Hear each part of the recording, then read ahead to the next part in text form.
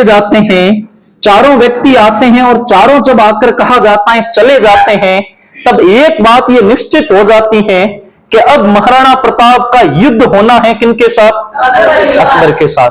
तो अकबर अपनी तैयारियां शुरू कर देता है, अकबर अपनी तैयारियां शुरू कर देता है दिल्ली के अंदर। इधर महाराणा प्रताप अपनी तैयारियां शुरू कर देते हैं। कहा जाता है महाराणा प्रताप ने यहाँ के मेवाड़ के जितने भी, कहा जाता है जितनी भी जनजातियां थी उन सभी को एकत्रित करना शुरू किया। मुख्यतः जो भीलों के सरदार थे, जो रुष्ट हो चुके थे, जो युद्ध में महाराणा प्रताप का कंधे से कंधा मिलाकर साथ देते थे, महाराणा प्रताप ने उन सभी को ऊंचे पदों पर नियुक्त किया और नियुक्त करके उन्हें एक उचित सम्मान दिया, जैसे एक योद्धा को दिया जाता है। और ठीक है, योद्धाओं को दिया जाता है। और भाई भीलों के सरदार थे, राणा पूंजा को साथ लिया और उनके नाम के आगे राणा लगाने की अनुमति दी, जो कि मेवाड़ के महाराणा लगाया करते थे, यानी उन्हें बराबरी का सम्मान प्रदान कर दिया गया। और भीलों के नेतृत्व में, चुंडावतों के नेतृत्व में अन्य, यहां पर कहा जाता है उस समय रावत जी भी बड़े ताकतवर हो चुके थे। ठीक है, ये जो ठिकाना था उन सभी को कहकर सेना इकट्ठी कर ली। इधर अकबर ने भी तैयारियां शुरू कर दी और कहा जाता है अकबर एक विशाल सेना लेकर निकला दिल्ली से। अब सीधे हल्दी घाटी का युद्ध पढ़ते हैं। कौन सा युद्ध पढ़ते हैं? हल्दी घाटी के युद्ध की मैं भूमिका बनाता हूं और अपन शुरू करते हैं हल्दी घाटी के युद्ध से। आज यहीं से पढ़ना है तो हल्दी घाटी के युद्ध से शुरू करते हैं। अकबर दिल्ली से सेना लेकर निकला और लाकर सीधा का सीधा अकबर आ गया अजमेर। कहां पर आ गया? अजमेर। अजमेर आकर अकबर रुका मैगजीन के दुर्ग में। कहां पर? मैगजीन के दुर्ग। मैगजीन का दुर्ग कहां पर है? अजमेर में। कहां पर है? तो मैगजीन के दुर्ग में अकबर रुका।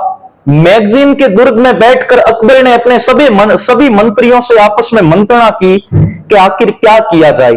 महाराणा प्रताप से जो युद्ध होना है, उस युद्ध की मुख्य मंत्रणा की बात थी कि उसका सेनापति किसे बनाया जाए।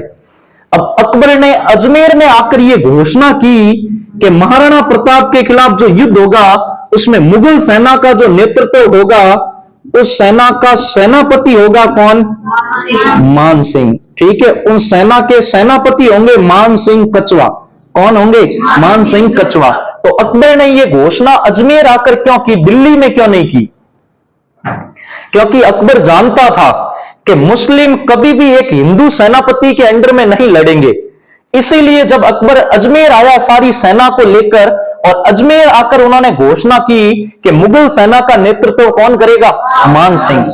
जब ये घोषणा हुई तो सारे मुगल सैनिक मतलब बात कहना भाई मानना मना कर दी कि हम कभी भी एक हिंदू सेनापति के नीचे नहीं मरेंगे, चाहे हमें बादशाह गला भी क्यों न कटवा दे, चाहे गर्दन भी क्यों ना कटवा दे, हम एक हिंदू के नीचे कभी युद्ध लड़ने के लिए नहीं जाएंगे। सारे मुसलमानों ने क्या कर दिया भाई? मानने से मना कर दिया। तब कहा जाता है अकबर ने एक और सेनापति नियुक्त किया। मुख्य सेनापति तो कौन होंगे? मान सिंह, जो हिंदुओं की सेना का नेतृत्व करेंगे। मुख्य सेनापति यही है, इनका कहना चलेगा। लेकिन एक और मुस्लिम सेनापति की नियुक्ति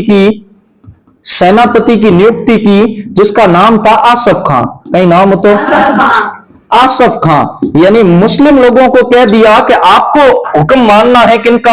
आसफ खां का। बाकी युद्ध किनके नेतृत्व में लड़ा जाएगा? मान सिंह के। तो कहा जाता है मैगनीज के दुर्ग में बैठकर अकबर ने ये सारी क्या बना दी? योजना बना दी। और एक दिन तय हुआ जिसके दिन मेवाड़ पर क्या किया जाएगा? आक्रमण किया जाएगा। ठीक है, आक्रमण किया जाएगा। इधर